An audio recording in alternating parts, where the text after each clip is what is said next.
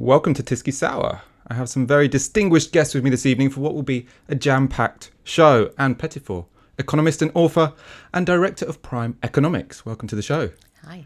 And Tom Kibasi, who, as you know, is director of the Institute for Public Policy Research, but, and this is important, will be speaking in a personal capacity this evening. Hi, Michael. Yeah. What we're going to talk about is Boris Johnson's Brexit negotiations. Are they really going on? And at the end of the show, we're going to talk about Ann Pettifor's new book, The Case for the Green New Deal. But first of all, this weekend has been the Lib Dem Party Conference. The story that has dominated the conference is the Lib Dems' proposal to revoke Article 50 without a second referendum. We knew this last week, and myself and Aaron spoke about what we think of that policy last Friday. But what's been interesting since then is seeing Lib Dem MPs respond to interrogation of whether this seemingly quite extreme policy, in our view at least, is a good idea. So we're going to start with some clips of how Lib Dem politicians are getting comfortable or not with this new position. We're going to start with Swinson, who was interviewed yesterday on Channel 4 News. At that election.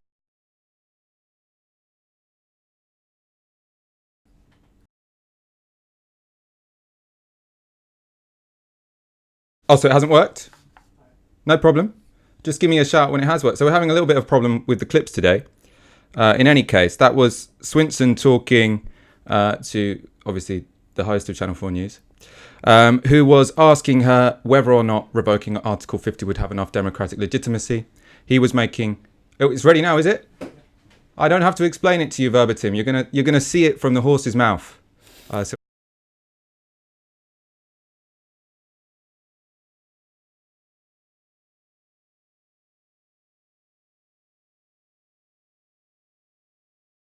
Okay, I don't think you have seen it still. We are going to sort this out, but maybe we won't worry about clips for a little while. Okay, so as we know, the Lib Dem conference, they've agreed to revoke Article 50. There on Channel 4 News, Joe Swinson was being asked about the policy and whether it had any democratic legitimacy. What the host was pointing out was that in a referendum, when we voted to leave, 17 million people voted. It's very unlikely that the Lib Dems will get that much support. You can win a majority with only 35% of the vote. She didn't really have an answer. I think she was struggling with that a little bit. I don't know if the problem was with that particular clip or with clips in general, because we can potentially show another one. Yeah, I'll try this. Yeah? Yeah. Let's see if this one works. Or if it doesn't, don't worry about it.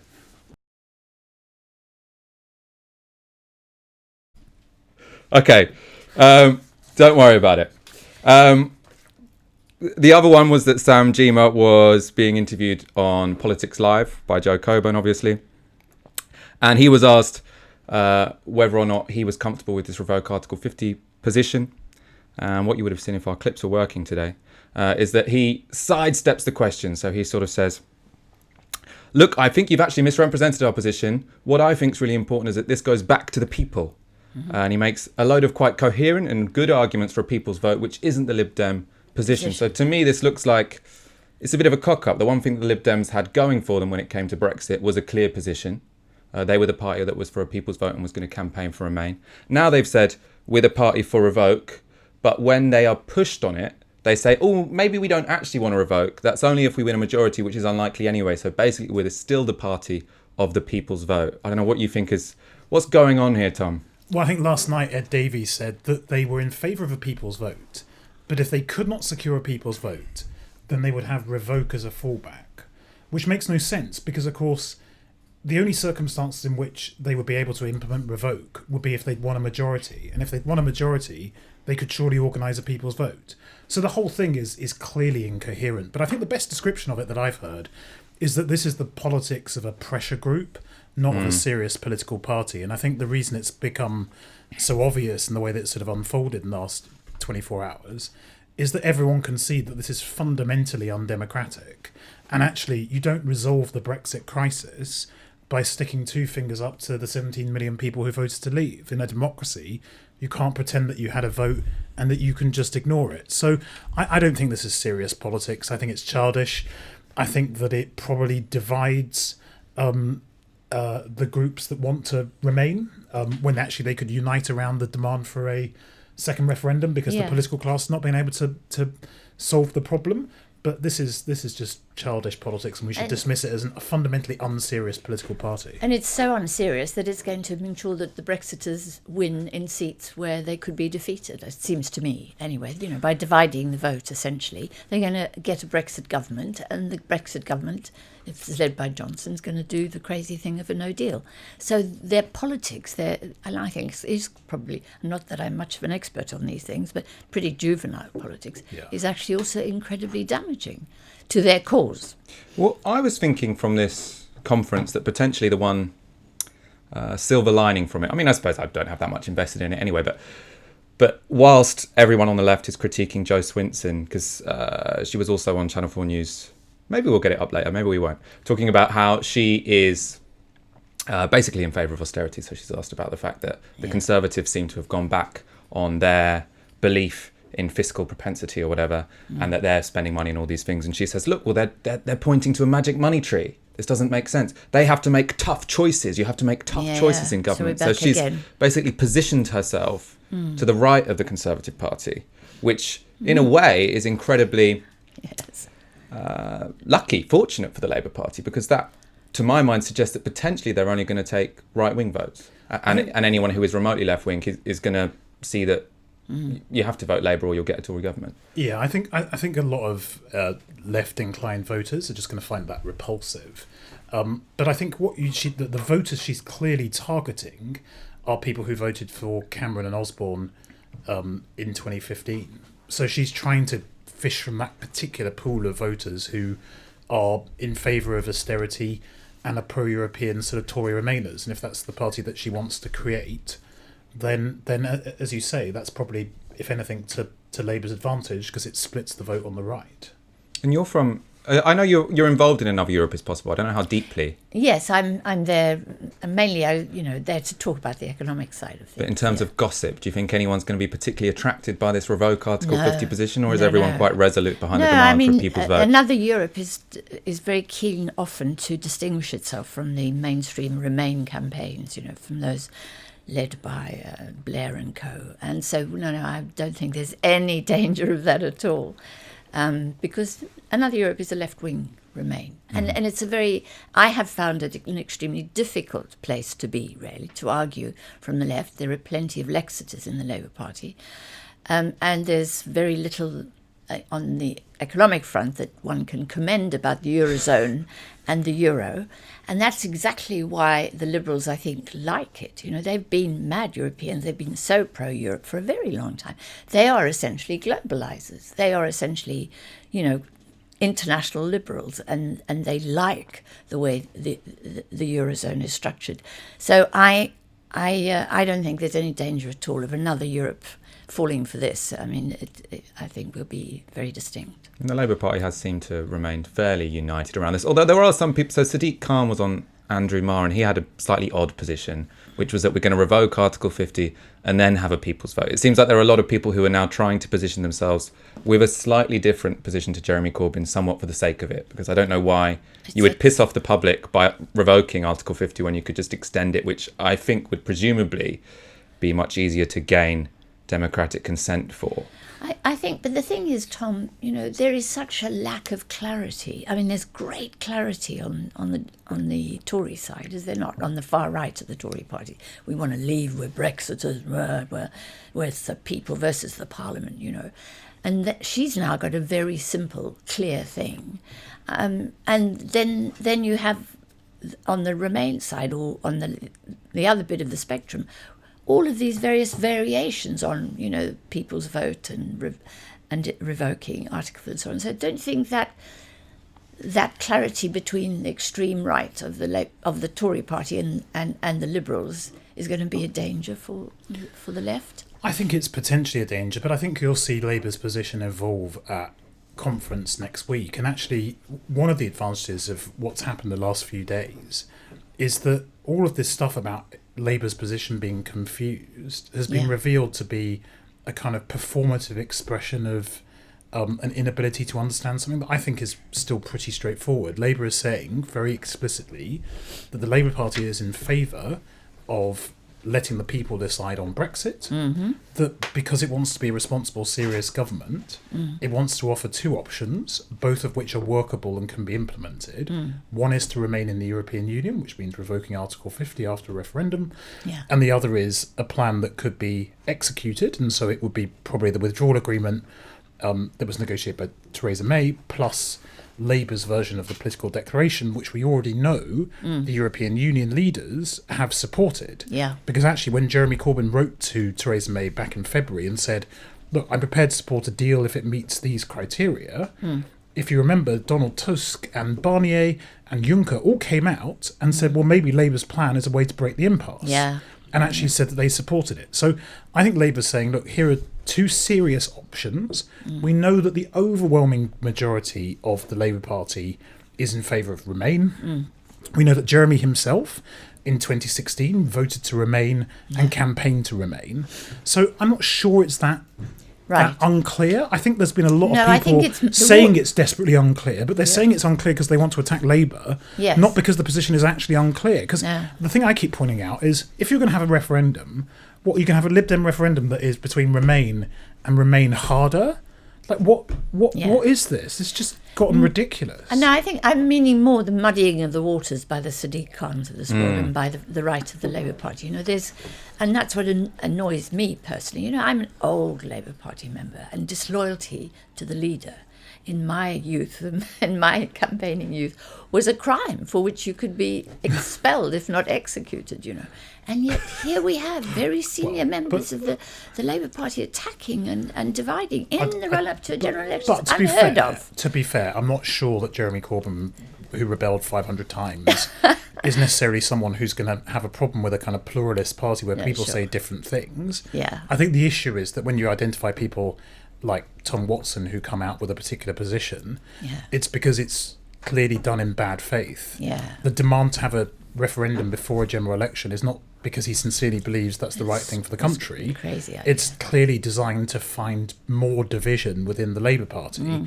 And I think the critique is not that sometimes people hold different positions. Actually, I feel relatively comfortable. There are some people in the Labour Party who support Lexit. I think they're wrong, but I can respect the fact that they sincerely believe it. What I can't respect is people who don't seem to have any real position, but all of their positions are really based on trolling the Labour Party more widely, and that I think we should have no time for. But I don't think there should be a political. I'm pluralist, Democrat. Don't think we should have a political party where you have to swear fidelity to the leader or face execution. That's not the kind of party we should have on the left.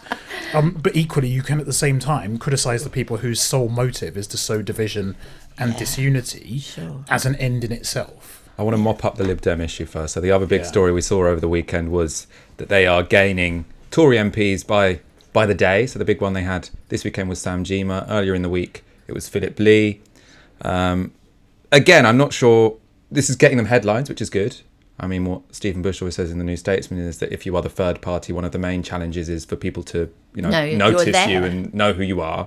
And the fact that they have defections, I don't know if it counts as a defection I suppose Sam Gyimah is a defection, but many of the people who came from Labour, then Change, then Independent, then the Lib Dems. That's hardly a defection. Doesn't count as a defection, really, does it? But I don't know if you think this political tourism or something. Yeah, this assemblage of politicians from various political factions who have never been elected as a Lib Dem but found themselves on the Lib Dem benches. Is this going to be an electoral asset, or are they, I suppose, muddying their brand, as it were? I think their challenge is that now that they've become the party of revoke, that is really all that there is about them. And then by embracing all these people who don't seem to have anything clear in common, in the sense they don't have a clear point of view on the world, means that it's unclear what they stand for beyond revoking Article 50.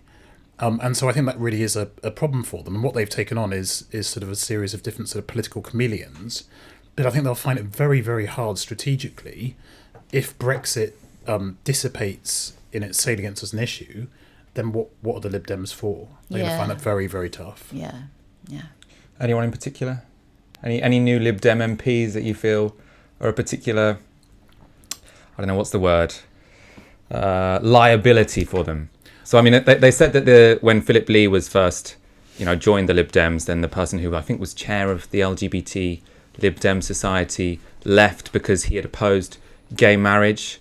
Sam Gyimah, I think, sort of filibustered when the SNP had sort of promoted some sort of motion about pardoning Alan Turing, wasn't it, I think? Oh, gosh. So I don't know if they're going to have another Tim Farron moment, which I think really actually damaged the Lib Dems in the sense that they just couldn't really get any...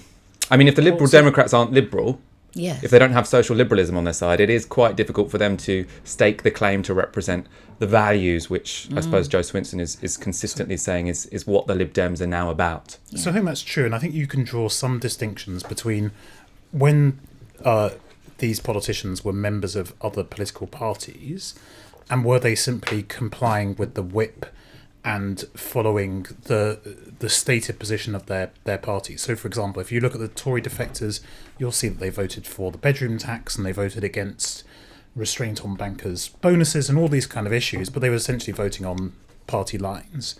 I think with Philip Lee in particular, there are a couple of instances that are really significant and people have to pay attention to. So one was the free vote on gay marriage. So he made his own decision to vote against it. No one was telling him he had to vote against it. That's clearly something that he believes, is that he is opposed to gay marriage. I think that's a very serious problem. I think the other thing that hasn't had enough attention paid to it is about this issue about people with HIV and being able to come as immigrants or visitors to this country.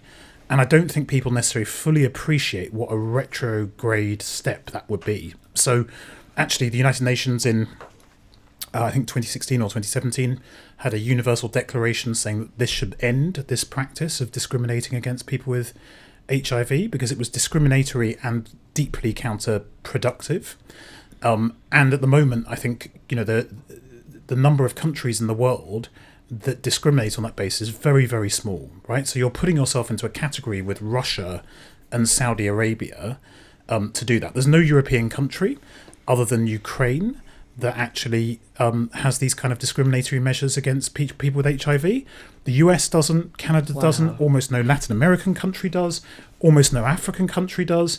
So this is a really extreme and vicious measure. And I think it's really, actually a really evil thing to have done. I actually spent a number of years working on HIV work with the Global Fund to Fight AIDS, TB and Malaria.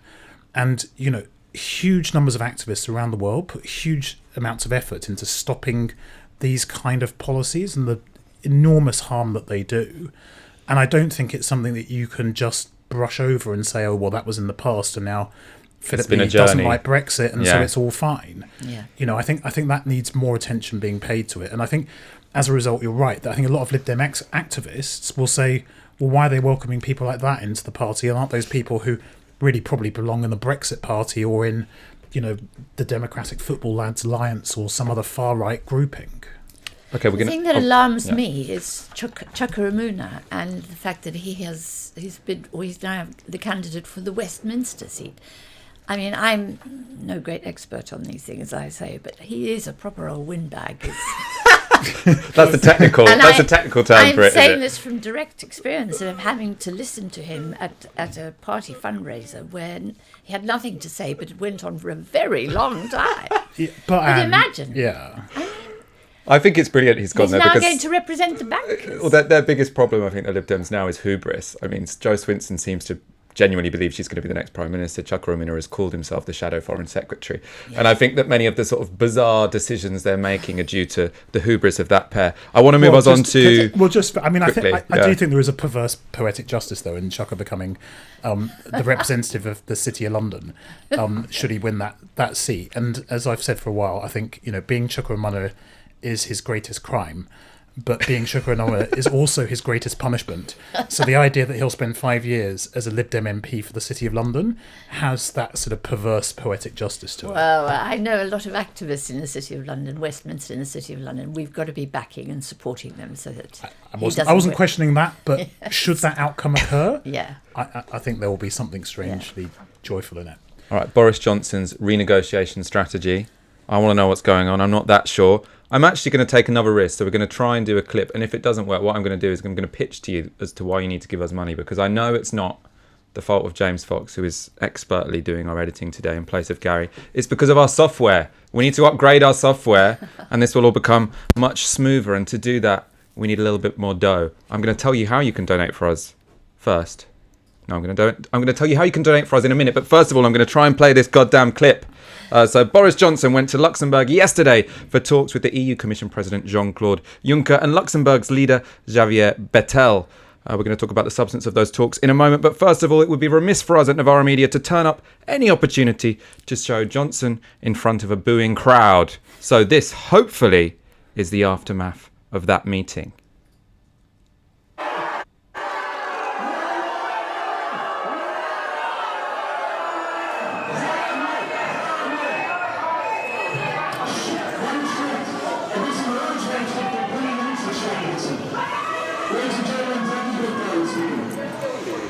Thank you very much for listening to me. I think demonstrating is a right in a democracy, and it is important also to be able to exchange and to listen to each other. I wanted to thank Mr. Johnson, who was here today, for the exchange that we had. For me, it was important to listen to Prime Minister Johnson, to listen to concrete proposals to avoid a non-deal Brexit. Fabulous piece of political theatre there. There's been a bit of a furore and uproar in Britain where Brexiteers is saying that the president of... Is he the president or the Prime Minister? Anyway, the Premier. Prime Minister of Luxembourg has, offended and disrespected Boris Johnson by having the press conference too close to a jeering crowd, and then empty podiuming him, and then essentially ripping into him for quite a long time. I just watched about 10 minutes of it, and it was him just constantly saying, this Tory party, they have messed up the UK, this is not our problem, what we're expecting is for them to come with positive proposals to Europe, and they have not done it. So I wanted to ask about, I suppose, first of all, what you think about this kind of theatre, but mainly the substance of it. So EU chiefs are saying that Boris Johnson has not really taken any concrete proposals as to what their alternative is to the backstop. I know you follow these things quite closely, Tom. Do you think at this point Boris Johnson is genuinely looking for a no deal and trying to find someone to blame, or is there a deal which is in the making, but he just, for one reason or another, has not yet proposed it to the Europeans? Well, so I think the first thing to understand about Boris Johnson is I don't think he cares either way on Brexit. So for him, Brexit is a means to gain and retain power, and that's what it always has been. That's why he joined the Leave side in 2016, because he thought it was a way to give Cameron a good run for his money and then be able to topple Cameron from his position and win the leadership of the Tory party. And I don't think that positioning has really changed ever since then. I don't think for Johnson that Brexit's ever been a true objective. It's really about gaining and retaining power. So as a result, I think he's going to be relatively flexible on his strategy. So clearly the first strategy was to provoke this confrontation with Parliament and then try and run a people versus Parliament general election, consolidate the right, get the Brexit Party supporters on board and try and win a majority. So that was his first attempt. That was kind of blocked by Parliament saying not only would it block no deal, but it would actually block an election until that had been executed. So I think now he's pivoting towards getting a deal and he's reheating Theresa May's strategy. So what does that consist of? Well, one, it's Theresa May's withdrawal agreement. I think the reason that he hasn't written down a proposal yet is that he knows as soon as he writes something down, everyone will tear into it. So especially, right? Here especially, but also in elsewhere. So I think what he wants to do is the second plank of it is then to pretend that you can have no deal. So he keeps banging on about no deal and the Incredible Hulk and all this nonsense, when actually the practical reality is that no deal is not an option on the 31st of October because it's against the law. So it's quite straightforward. He can bluster all he likes, but it's been taken off the table by responsible parliamentarians led by the Labour Party. So where that leaves him is trying to get this deal, and what he will do, I think, is at the 11th hour say, here's an answer. It will basically be an unpacked version of the backstop. So all the stuff that's actually contained in the backstop, but basically turned into 5 bullet points rather than 1, and say, well, it's not the backstop, it's actually just a regulatory alignment zone.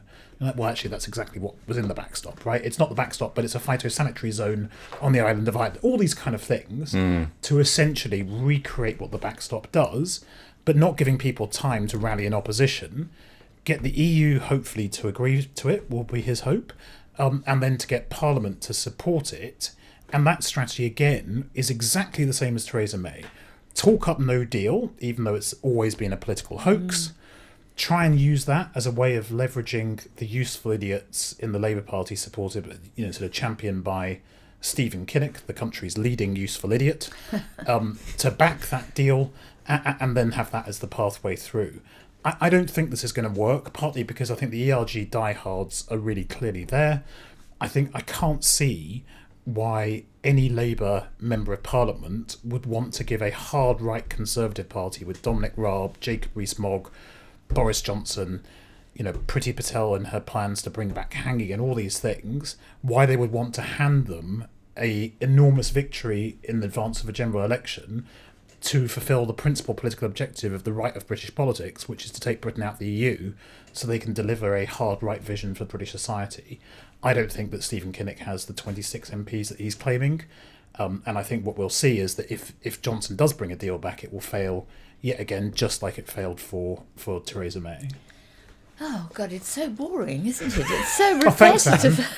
Thank you. No, I didn't mean you. I'm in the process. You're supposed to say that after the show. Yeah, exactly. No, I'm thinking of the Michael poor says old... me all the time. I'm thinking of the poor British public, just having to grind through this over and over again without any resolution to this thing, and without any politician or political party really being able to solve it. Well, you're right, Anne, but I do think, this idea, that what is gaining traction, I think, is the idea that no deal's a clean break. And as I wrote in my Guardian piece yesterday, no deal is in fact a dirty bomb, not a clean break. And no deal is in fact a plan to drag Brexit into the mid-2020s. Yeah. So no deal doesn't end this pain. I wish no deal just means it drags it out even longer. Absolutely. And what I'm not so sure about in your analysis is that it really is off the table, do these guys care about the law? I'm very worried about that, because like you, I think it is a dirty bomb. I thought that was a very good way of talking about it. But is it really off the table? It's never been on the table. It's a fantasy, because the core problem with no deal is that it's not just no deal with the Europeans, it's no deal with anyone, right? And so the kind of systemic chaos that you would create, I don't think the British public would tolerate it for a moment, and certainly any government that inflicted that degree of chaos would be punished at the ballot box at the first available opportunity. And I think therefore it's not, it's off the table. Yeah, which is exactly why did Johnson want the election on the 15th of October? Precisely because that would precede the 31st of October and this no deal, and he wouldn't have to deal with the consequences. Exactly. Yeah. Now, do I think he'd be prepared to go for no deal if he thought it was the only way to stay in power or to win power? Absolutely, because I don't think he cares for the consequences for the country.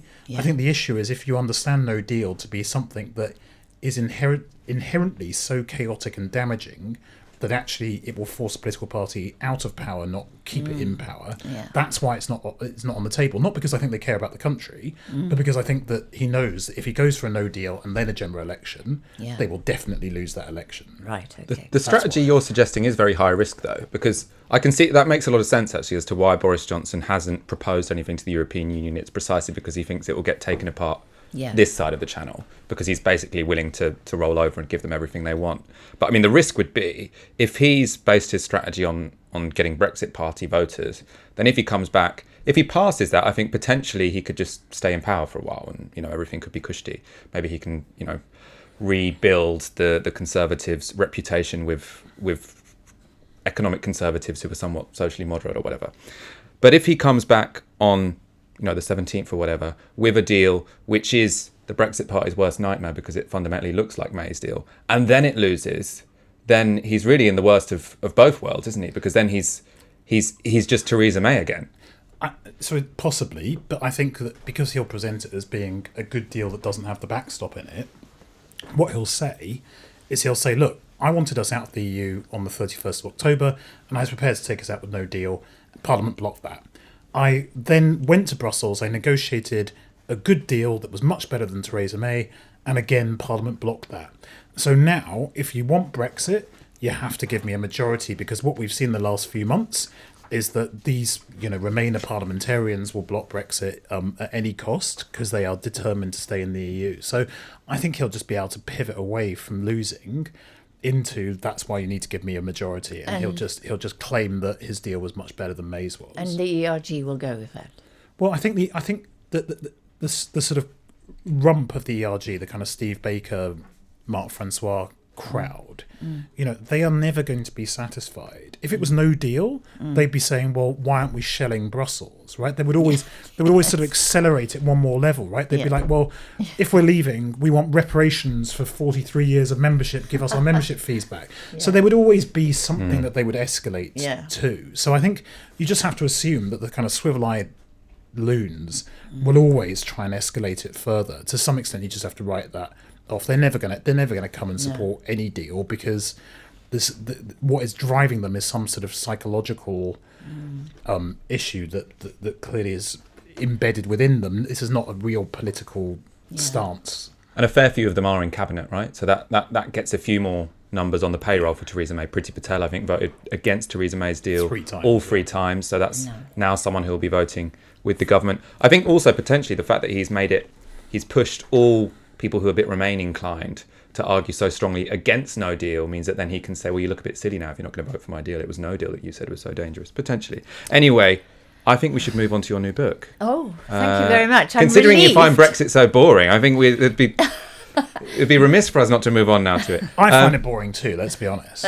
Before we go on to a Green New Deal, you're watching Tysky Sour, you're watching Navarro Media. As you know, this is only possible because of your kind support. So if you are already a subscriber, thank you very much.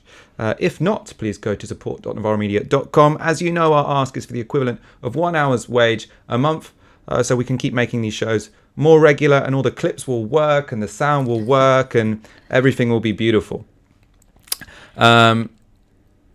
Including me, because I'll start getting haircuts. I started cutting my own hair because I'm, it's a bit tight at the moment. But yeah, go to support.navarromedia.com. Give some super chat so I can get my hair cut before the world transformed. Speaking of the world transformed, Navarro Media is going to have a very big presence this year at the World Transformed and Labour Party Conference. On Saturday night, we'll be having an episode of Tysky Sour on the Green New Deal. So some of the issues we talked about today will be debated with James Meadway, Sakina Sheikh and Steve Turner, who's Assistant General Secretary of Unite. On Sunday, me and Ash are going to be hosting the Radical Variety Show with Diane Abbott, John McDonnell, Ed Miliband. There's going to be game shows, jokes. Ash is writing the jokes, obviously. I'm just going to read them off a card and hopefully deliver it correctly.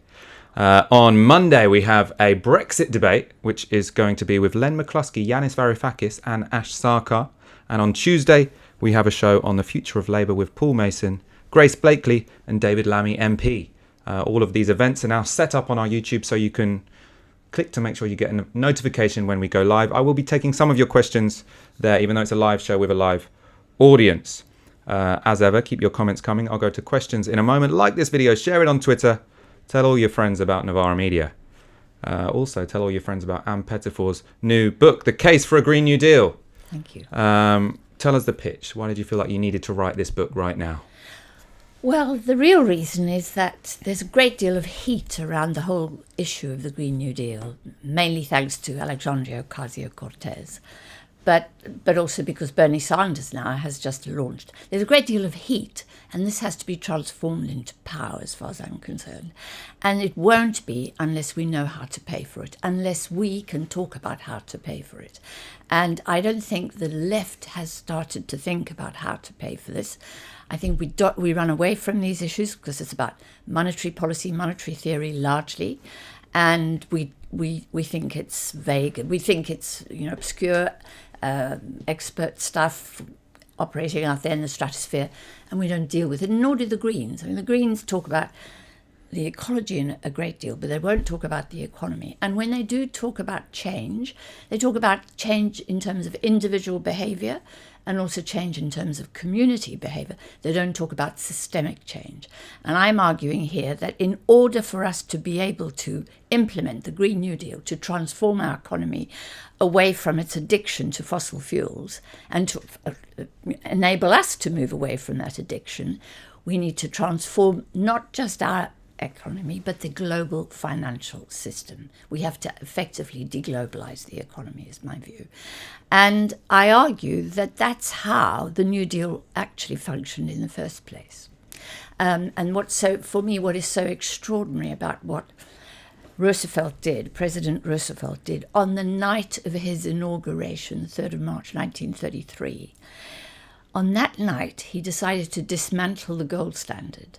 Now, the gold standard was the equivalent of globalization. It was a form of globalization. It was governed by the bankers, essentially, and he'd had enough of that. He was again at his inauguration speech is about how we have to chase the money lenders from the temple of our democracy. And the first thing he does on the night of the inauguration in his office at the White House is to say, I want the bankers to hand over their gold. We're coming off the gold standard. And I'm going to ask the public to do that. And I want to do that tomorrow, Sunday. And his advisors say to him, no, you can't do that because it's a holy day. You've got to wait until Monday. So they decide to close the banks on the Monday, mainly because they wanted to manage the banks. But they knew they couldn't manage the banks without transforming the international system. And that's what I want Greens and left-wingers and progressive people to understand. It's no good talking about our domestic economy. We've got to change the international system. And the question is how and what do we have to do? Yes, I want to take a few steps back. So in your book, there's a lot of discussion about how we need to transform, the financial system and how our economies work wholesale. Yeah. I found it interesting that in your article in The Guardian today, you made it sound quite a lot simpler, funding the Green New Deal. So you sort of said, don't worry about the Green New Deal, it will pay for itself. What we need to do, or what the state needs to do, is basically borrow money, because it's quite cheap for the state to borrow. And you need to encourage savers to invest in government bonds, basically to lend the government money. So, or not lend, invest in the Green New Deal, pension funds, etc. And it made it sound to me quite simple. It made it seem like this was all possible in the here and now. Oh, well, that's terribly disappointing. Sorry. Because, maybe I should have read it closer. No, I have to tell you, I think the book has 7 chapters, and The Guardian told me I couldn't do it in more than 700 words. Yeah. And what I'm trying to get through to people is the notion of money in the first instance and credit and what it is. And we all know what it is, but we don't know what it is in relation to governments, essentially. And I just think, so what I was trying to say in my article today is that there's only 2 sources of finance. And the one is credit and the other is existing savings. And there's a limited pool of existing savings. And then there's credit. And as you know, when you go shopping and you spend on your credit card, there's no money in the bank. So credit isn't somebody else's savings. Mm-hmm. You're not dipping into somebody's savings. And governments can both, and they've got this credit, they're what I called a giant credit card. They can raise money from banks. They can raise money from commercial banks, and they can raise money from the Bank of England, of course. And is that borrowing in normal person's language? Yes. Sorry, yes. In simple jargon, is that just borrowing from banks? Well, if you think that spending on your credit card is borrowing, yes, it is. Okay. Okay. Do you think of spending on your credit card as borrowing? I've only ever had the debit card. I don't know if I've got the credit rating or the responsibility to get a credit card. Right. Okay. So spending on your credit card isn't borrowing. Well, all you're doing is promising to pay at the end of the month. So all money is credit. It starts as credit, and all credit is a promise to pay. Mm-hmm. It's not bars of gold. It's not bars of silver.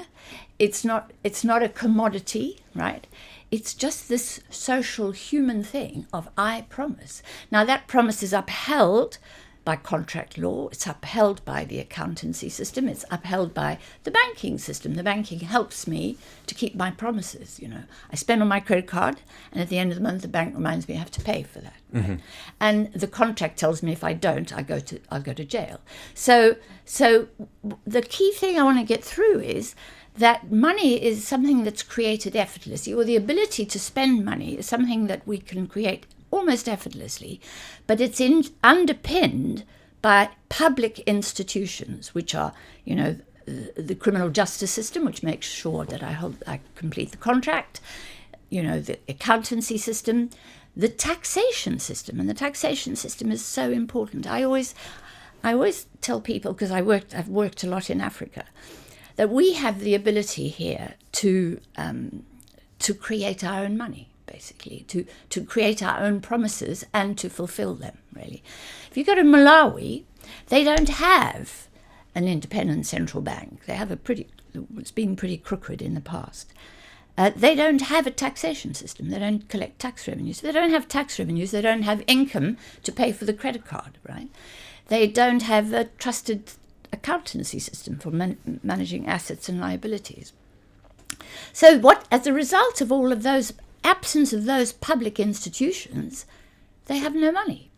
They have to borrow somebody else's monetary system, the US dollar or sterling or Japanese yen or Chinese blah. So I'm trying to say is that we have these public institutions, we pay for them as taxpayers. They exist to enable us to create money, enable us to spend money, right? So when I make a promise to pay, I can go in and buy a washing machine with my credit card, and that gives me some capacity. But it does depend on me gaining income to pay for it. And if the government spends as well, the government can spend on credit, and then it collects tax revenues to pay, just as like my pay at the end of the month. So this is a fabulous, wonderful, important public good, just like our sanitation system. It's just like our sanitation. It's a public good that enables us to create money to make things. Now, it has to be managed. It has to be balanced. I have to pay my bills, right? The credit card system doesn't work. And as you say, I have to have a level of income in order to have a credit card. But the fact of the matter is, and the really thing I want to get at, who controls that wonderful magic system that creates our credit? And at the moment, it's 1%. It's the 1% who run it. And my concern is that we, the people, should collectively manage the monetary system, that it should be managed by public authority, not private authority. And that's my big story, really. And I don't want to ramble too much, but I want to tell you a lovely, beautiful story about Keynes in 1919, which is at the core of the book. So I find this story very moving because it's 2019, and we're remembering that period now. And yesterday I was in Paris, right? And Keynes was in Paris in May 1919, and it was in chaos, right? There was riots, workers on May Day. There was a huge workers' strike and massive riots. Delegates to the Versailles Treaty negotiations were walking over bodies. The whole of Europe was in a state of collapse. It was really ghastly. So he was there, and he could see that Germany was in terrible straits, and he could see what the French and the British were doing and so on. So he drew up a plan. It was a very simple plan. And the plan was that Germany would raise £1 billion, or $1 billion, or whatever it was then, and the Allied governments would guarantee that. This is like me saying, I promise to pay, and my mum and dad are going to guarantee my promise, right? But this was, so the Allied, the United States, Britain and France and all those countries would guarantee that money. And that would then give Germany £1 billion to spend on recovery, but also on reparations.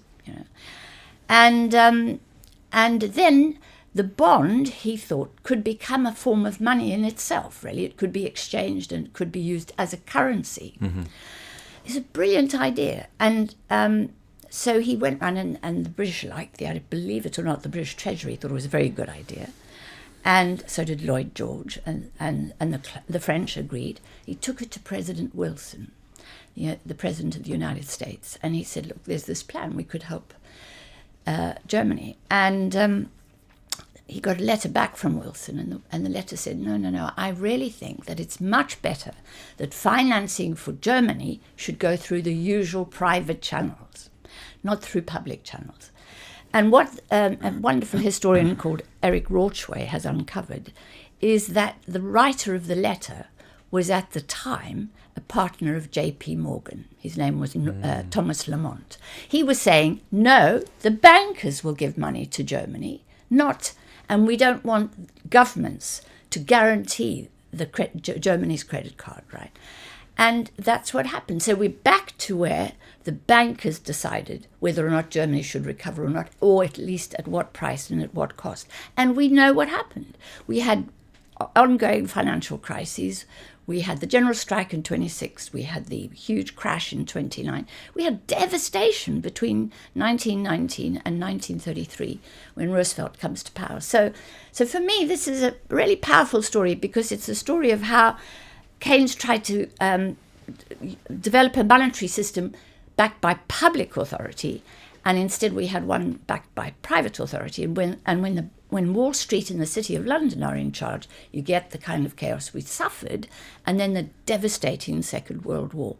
So what happens then is we get Bretton Woods with, first of all, Roosevelt. And the key story about Roosevelt is that, A, he transforms the international financial system, and B, he addresses a major ecological crisis, which is the Dust Bowl, right?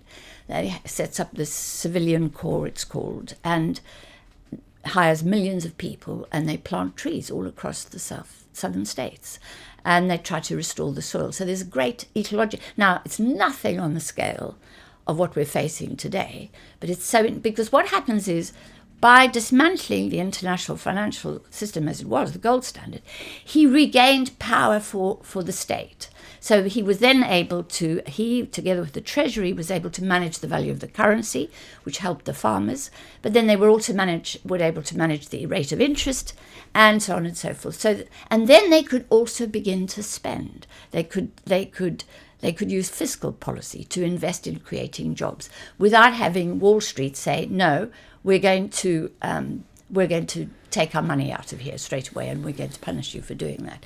So, there is a real lesson in the New Deal, and I think we should be learning it for what we need to do. So it's not simple, but trying to put that into 700 words in The Guardian is really tough. Well, what I want to do is take a risk and go back to the credit card analogy. Yeah. Now I've thought about what it could be like to have a credit card. Yeah. So is it the case?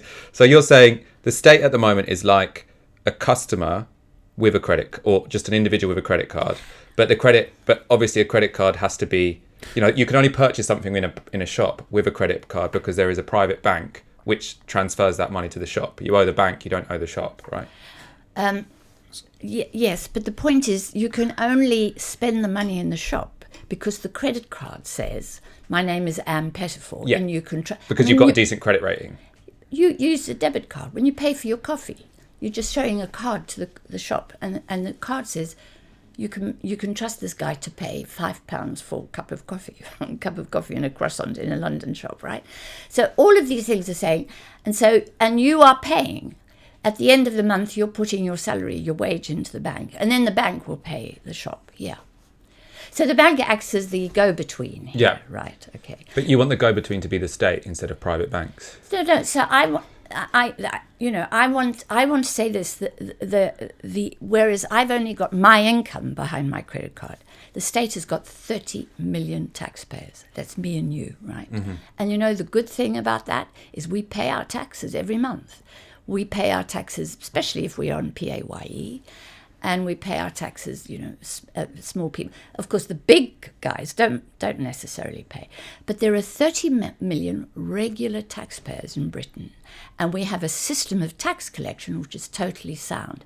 So whereas you may not be able to get a credit card, the government can, because it's got 30. And that's the other thing I want to stress, is that taxpayers have enormous leverage over the system. They depend on us. They depend on us for making all of this possible, not just the government, but also the financial sector, because what they love about government investing in governments is that they're backed by 30 million taxpayers. So when the government wants to spend, it has this potential source of income to pay for its spending, and that makes it, very, very attractive. But then it may also draw on people's existing savings, like pension funds and so on. It may draw on those, and it can do both that. Yeah, I mean, I'd slightly disagree on the tax system being functional. I think the tax system is very dysfunctional in many respects, because there's a huge amount of avoidance, and I think it's a very unfair system. Yeah, but the broader point that government can borrow because it's backed by the state is able to collect from a large number of people who pay tax, absolutely correct. I think there's a real tension for the left when it comes to the Green New Deal and confronting the climate crisis, because on the one hand, I feel like we know that there's a crisis, that you need a radical response to the scale of the challenge. At the same time, I'm also just quite aware that what is required is maybe not as great as people sometimes imagine. So if you look at the best estimates, they say that we need to mobilise about $1 trillion each year over the next decade in order to confront the climate crisis as set out by the IPCC. If you take the global stock of capital, the global stock of capital is $300 trillion. So what we're saying is each year we've got to be able to find 0.3% of the global stock of capital in order to save the planet and stop us and our and future generations from living in a completely destroyed world. And the cost of doing that is 0.3% of the wealth that we already have. So I suppose I find that sort of quite a tension, because it seems to me that if we chose collectively to confront the climate crisis, it's perfectly doable. And actually, to me, that kind of makes the case for a Green New Deal even stronger, because it shows that it really can be done.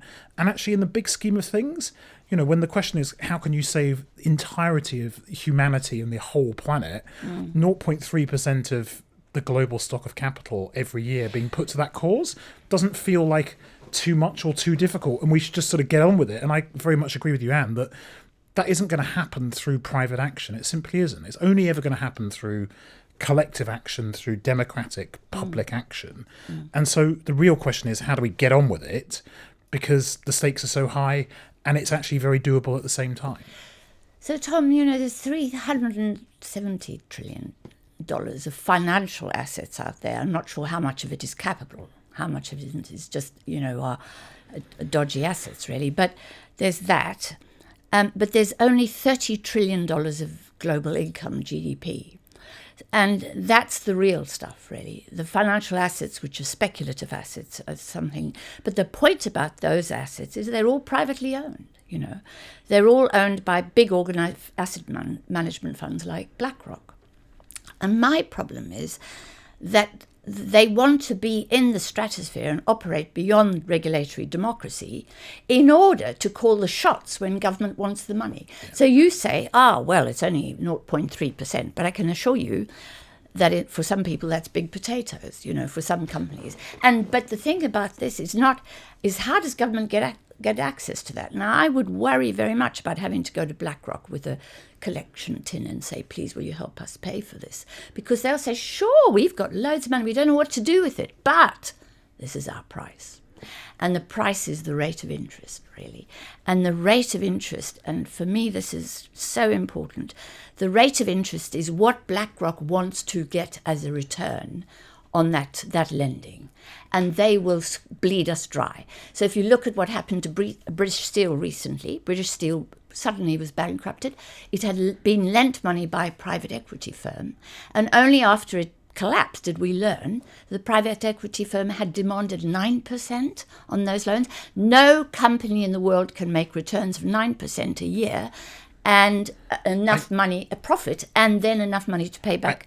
But having said that, there's also an ecological question, because if the rate of interest is high, then you've got to extract assets from the real world to pay for those $300 trillion of fire. That means you've got to strip your forest, you've got to fish your seas, you've got to, you know, clear up your land. Your labourers, people have to work 24 hours a day, you know, in order to earn the returns the private sector is different. So that's why I don't want us to go near there. So I want us to be in charge of the price of the money that we're going to borrow. I don't think for a moment I'm suggesting that otherwise. I think we're just in vehement agreement. Yeah. My point is that I don't think it's such a big ask. No, I think $1 trillion of public money to save the planet a year, actually within the context, it sounds like a lot of money. But actually, given the stakes are so high, even if it's $1 trillion as a proportion of GDP at $30 trillion, that's still 3%. You know, and when the stakes are the future of humanity's survival on this planet, it feels like it's something that we should be able to do. And I suppose what I'm saying is that sometimes the way that we talk about Green New Deal makes it sound impossibly utopian because it's such a big demand.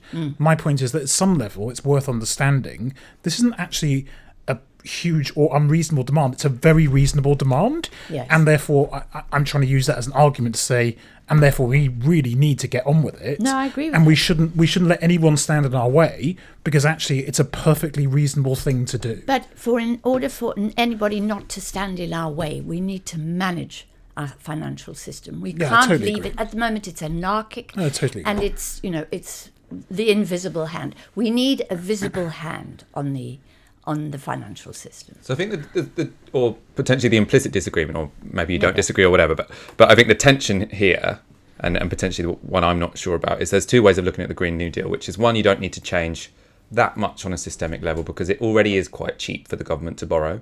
It already is quite possible for the government to borrow on international capital markets, Yes. which are privately run, and invest it in the infrastructure we need for a Green New Deal, and then ultimately pay it back with the growth which emerges through that investment. And what you're saying is that so long as we are borrowing that money off private capital markets, we'll have to pay back a level of interest, which means we have to try and achieve unsustainable rates of growth. Yeah. And so therefore what we have to do is completely redesign the financial system for a Green New Deal to work. Exactly. I want the government to be in the driving seat of the financial system, not Wall Street and not the City of London, okay?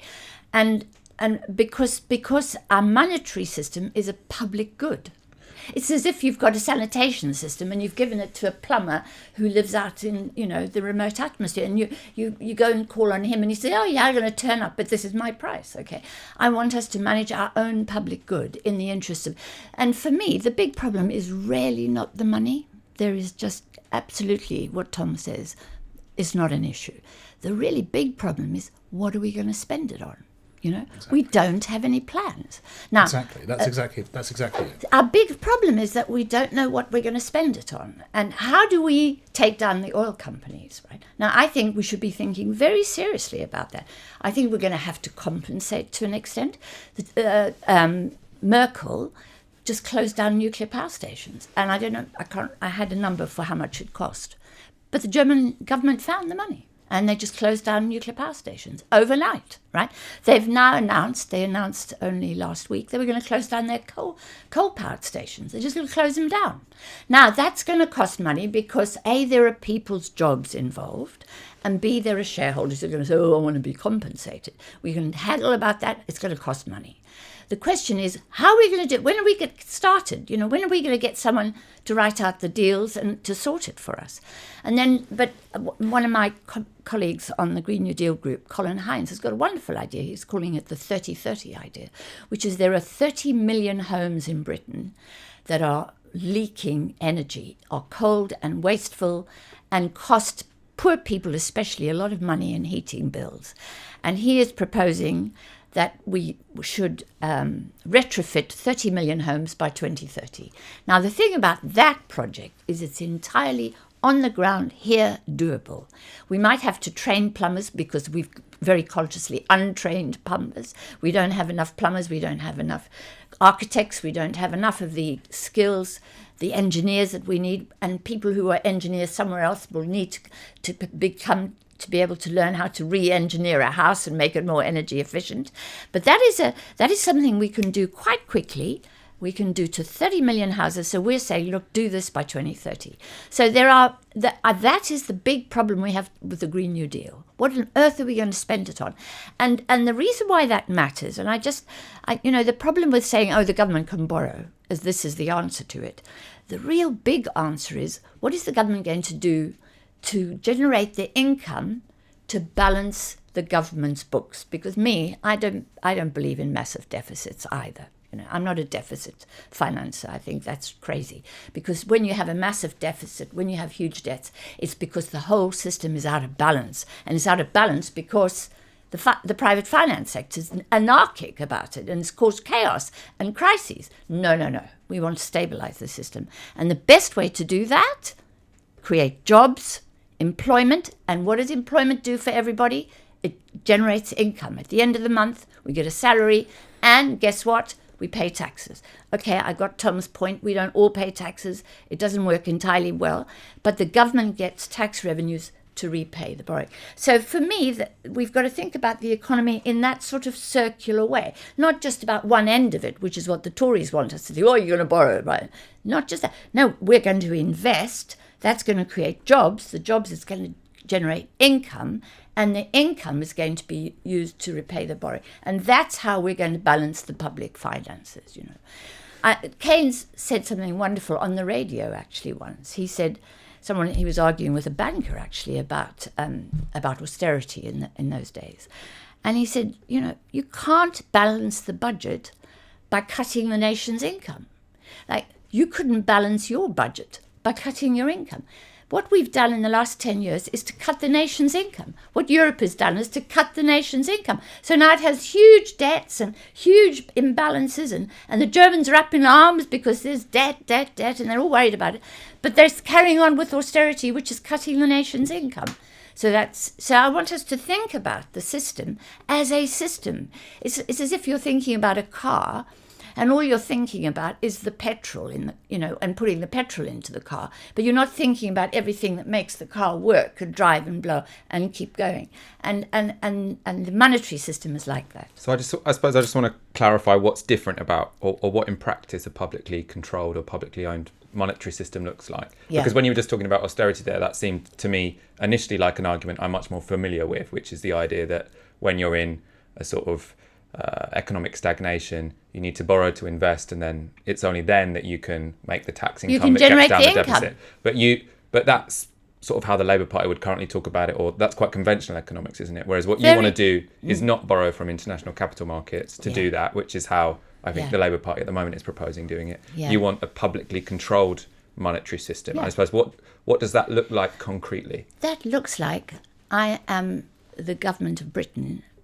My government has a central bank called the Bank of England. It issues a currency called sterling. I borrow in sterling.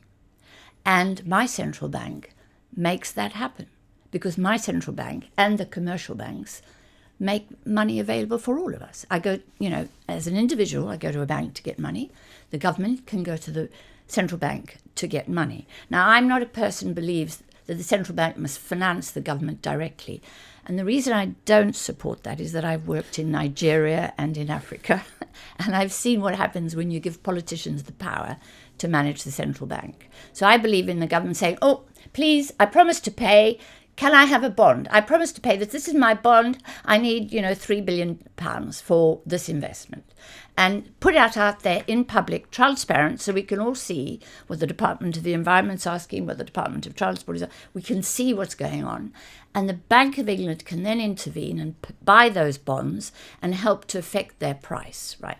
So I mean, we at IPPR, we propose a similar scheme of money financing, but as a response to any future recession, because there's no ability to cut interest rates and so on. But I do think right now we also have to acknowledge that interest rates are ultra low. So the government can currently borrow at 1.7%. Exactly.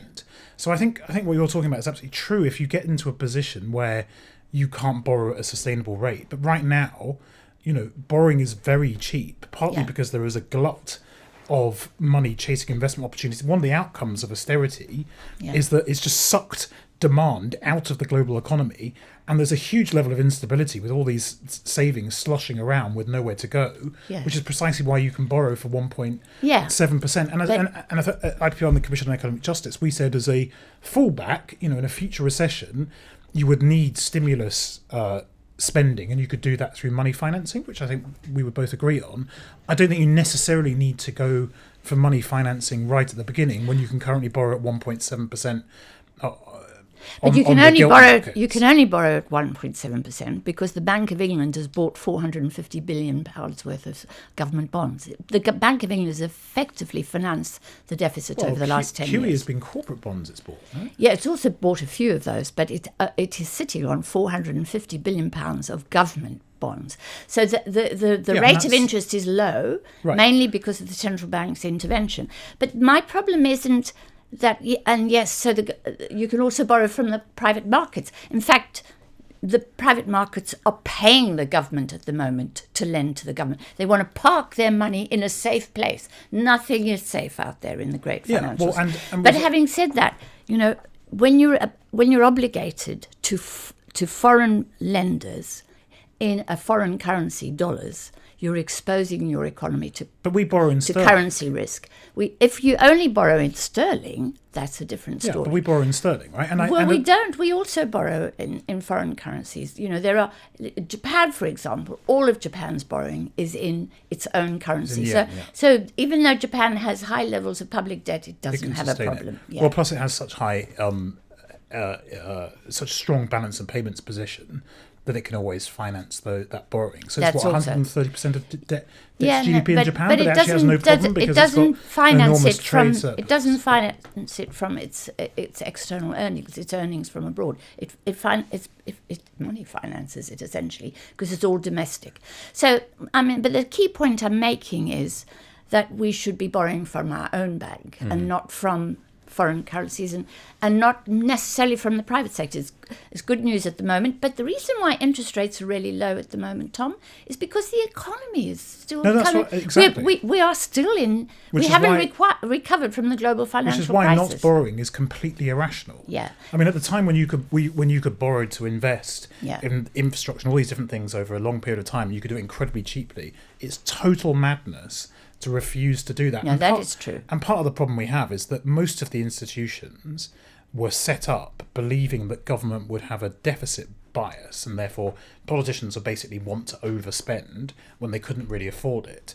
And what's been so perverse in the last decade is that there's been a surplus bias of systematically trying to underspend when you would expect that politicians would try to overspend, and our institutions can't cope with a Well, you see- situation where politicians are irrationally trying to It's underspend. not irrational, Tom. It's not irrational. It's ideological. Well, ideological. When I say irrational, what I no, mean but I is tell you what's ideological. ideological. I is say it's that- irrational because it is a crazy way to do things. I mean, it's clearly an ideological program, no and question. the program is this. But I think it's a mad ideological Yeah. program. That's why. So I'm saying. the program is massive monetary expansion, and coupled with Fiscal contraction. absolute contraction. Now those two are fighting each other. Yeah, we call it And- the tug of war in macroeconomic policy. Yes, Because it and makes it's- no sense trying But to it's pull in worse two than different that. directions. It's a very destructive war. It's the thing that is forcing. So, but it's destructive also because it's the major cause of inequality. So if you've got access to QE and all of that and you own assets, you're the 1%. Absolutely. The levels of inequality are obscene. Absolutely obscene, and that's because of this imbalance in monetary Absolutely. sorry, Michael, but I just want to get away from us just talking about the borrowing. I want to talk about the spending and the income generated by it, by employment in particular, which is why I think the Labour Party should go for this, because this is a jobs-rich strategy. We're going to have to retrain and upskill and uptrain and upskill and do all kinds of things to generate do the things we need to do to transform our economy very quickly and to generate income and employment. And the best thing is that you do them at home. So whether it's insulating homes or decarbonising the heat system, these Yeah. aren't things that you can outsource No, to you the other side of the can't world. do China. It's stuff that creates good, well-paying, decent, skilled jobs Absolutely. right here at home, which I think is really compelling for any political party as an offer to the public. Actually, we're going to create hundreds of thousands, millions of Yeah. really decent, skilled jobs for a really good social purpose. And you know what we're going to be creating these jobs for? It's to make your home warmer, more efficient, greener. I mean, that is a fantastic story. But I don't want to get too excited about this because we can't do any of it until we have this fight with the private finance sector, with the City of London, and we win it. We don't even know that we have to have this struggle. When we talk about struggle in the labour movement, we do not talk about it as engaging at that level. We have to have that struggle. We have to regain public authority over our economy. That is a big, ugly fight because those guys are powerful and rich. They have a load of money. They have a load of leverage over us. And it's a big fight. And we have to be ready to fight that battle. But I think that was the end of the post-war settlement basically said markets will exist to serve people. And Yeah. what's happened with the neoliberal settlement is it says that people are there to serve markets. Yeah. And turning that back around to the way it should be, putting the economy under democratic control, Yeah. is the first step to solving any of these collective action Absolutely. problems. That's the mission critical Yep. step, I think, for the left. I'm going to start taking questions from the audience. If you've got questions, put them in now. Put them with the emoji rocket, which means I am more likely to see them.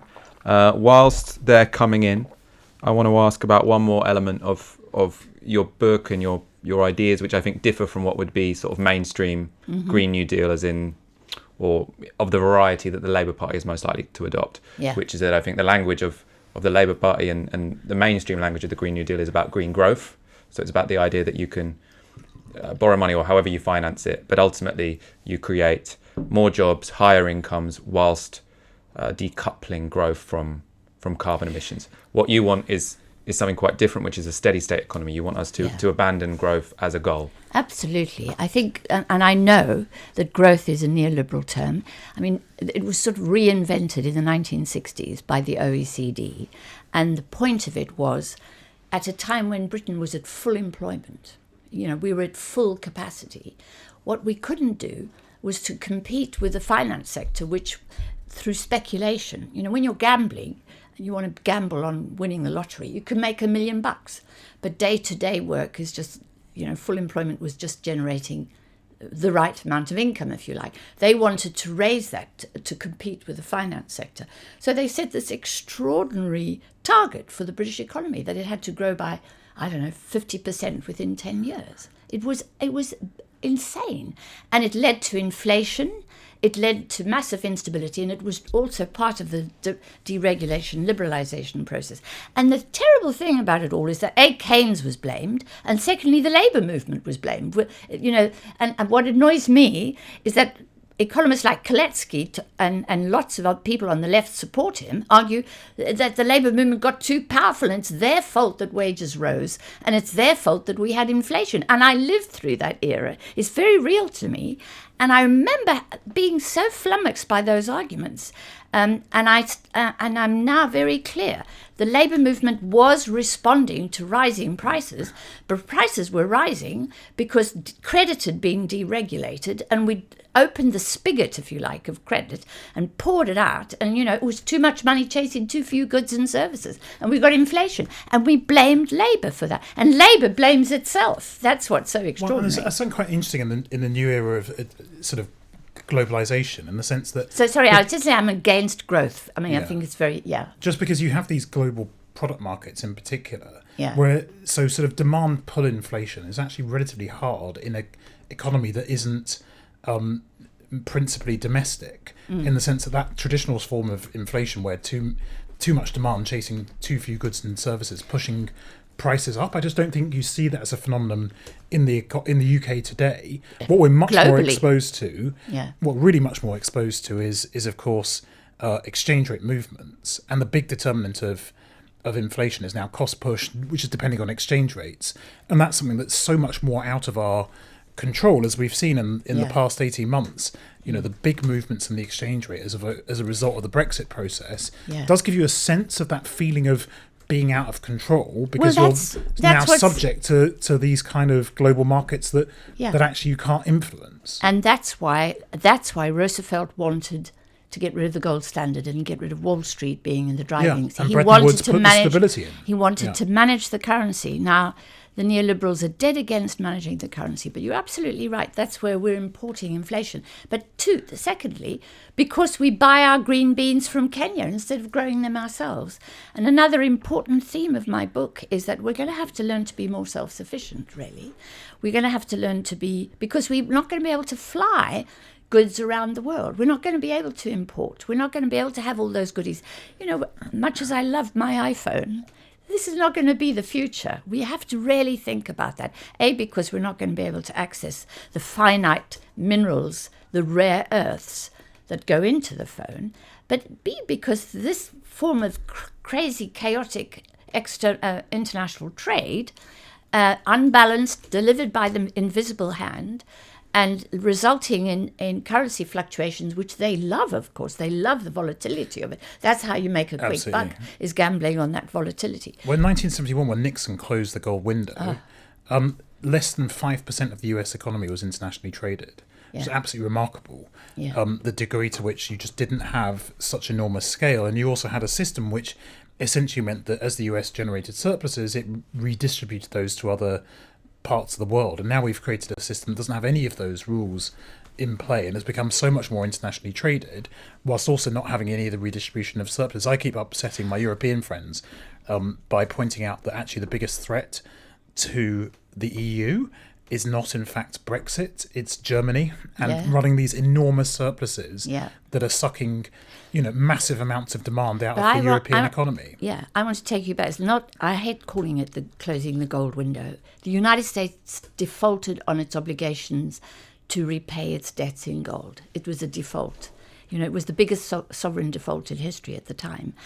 And that's precisely, and the reason they defaulted was because of the Vietnam War. So by not being able to generate foreign income to pay for a foreign war, the United States got itself into difficulties. And he thought the only way he could change that was by defaulting on the gold standard, on the Bretton Woods system, which was basically. Yeah, and so to me, that date is the day that you can sort of trace the new neoliberal order beginning to emerge. Like that, it's Yes. quite interesting that it's a specific moment when Nixon does that. Yeah, That I sort of the regard that chain as of a very- events. yeah. That's the moment in time, and I think 10 years after the financial crisis, Yeah. now is the moment for the left to say, actually, that whole period is over, and now Absolutely. we're going to build and design a Yeah. new economic settlement that's fit for the 2020s and beyond. Yeah. But we've got to have the courage to say, well, if they were prepared to create a world in that way, to create an entirely new economic settlement, then by the way, we can do the same. We can come up with an Absolutely. entirely new Yeah. settlement now, and now is exactly the right time Yeah, exactly. time to do it. And different people are making But different having said that, contributions. we Yeah. need international collaboration to do that. We do. And Brexiting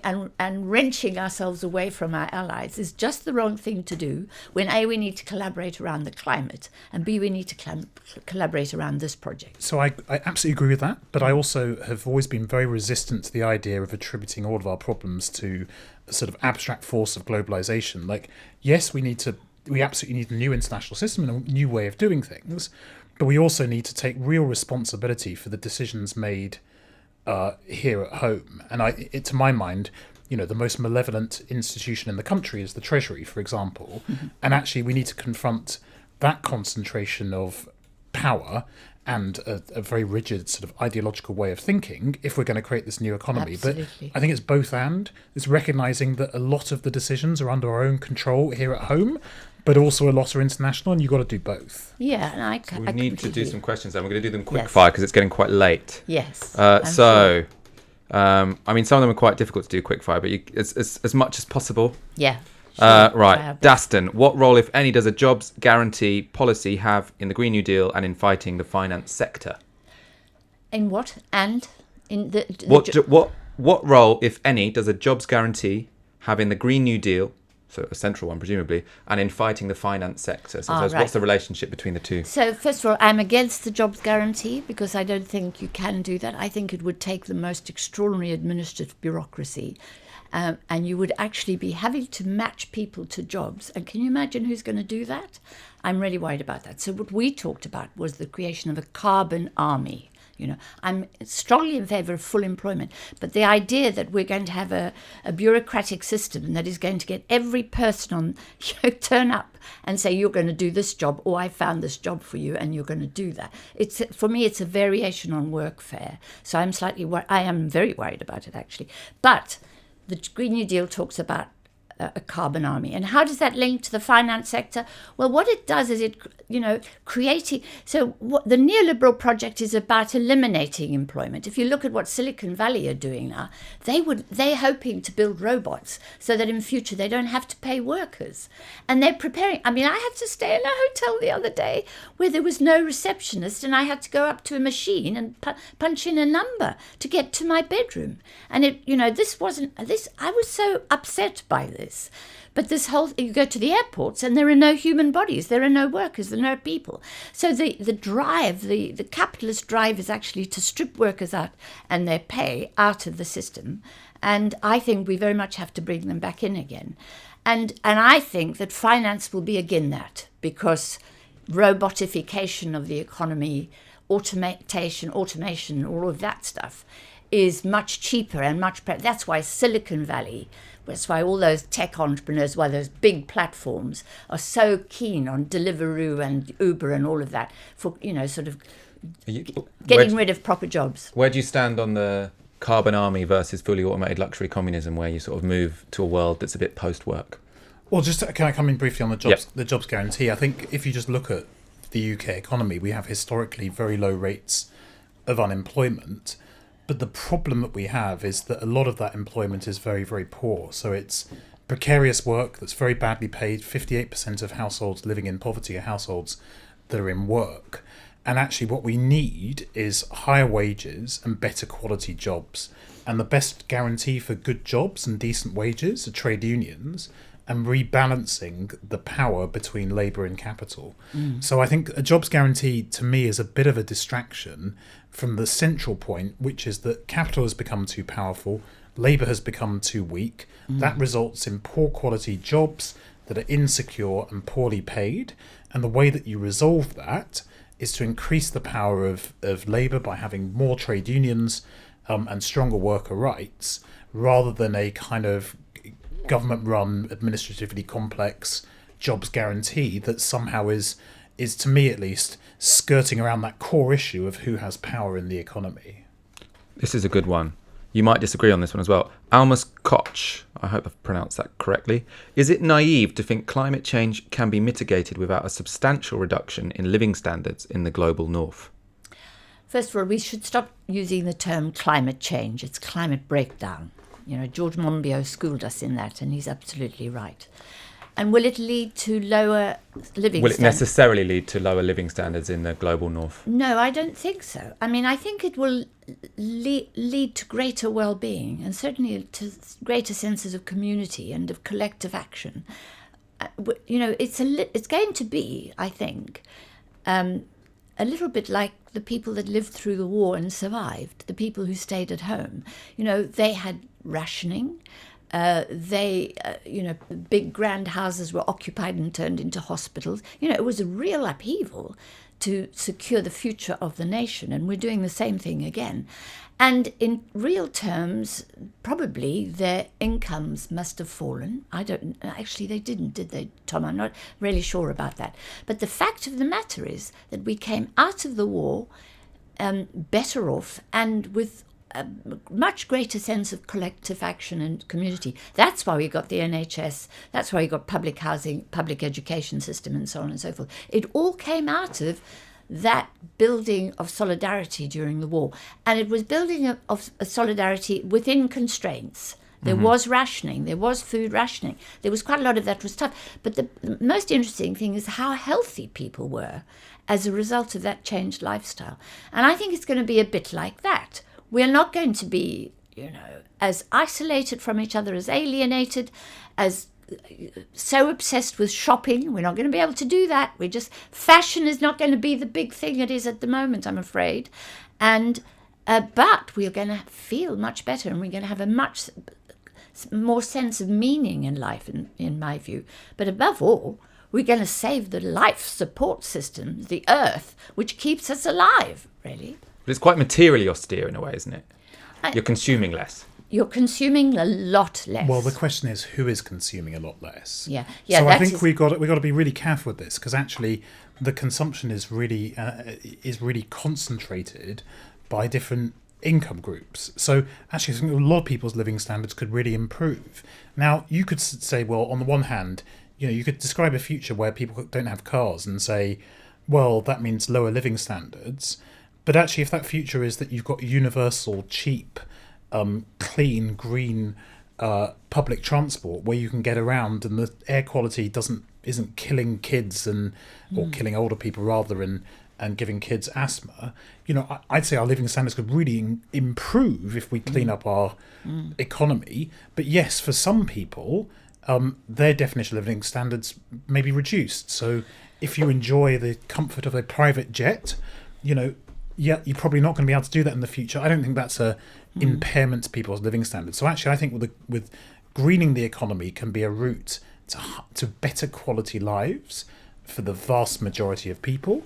And yes, for a small segment of society that overconsumes, it will mean a change in their lives. But that's a good thing for us all collectively. So I take that back to that example.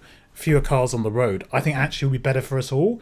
Is it technically less consumption? Well, I guess it technically might be, but it's certainly a much better quality of life to be able to breathe clean air and get on cheap public transport. And the other really important thing is that 10% of the population are responsible for 50% of emissions. That's what I mean. That's Yeah. exactly what I'm getting And at. so if So we- affecting their pattern of life, I Yeah. don't think that is. It's fair to say that, well, because that 10% having to change the way that they live, that somehow living standards have fallen. No. When actually, for the great majority of people, they could actually have a much better life with a more secure job, with a warmer home, with cleaner air to breathe.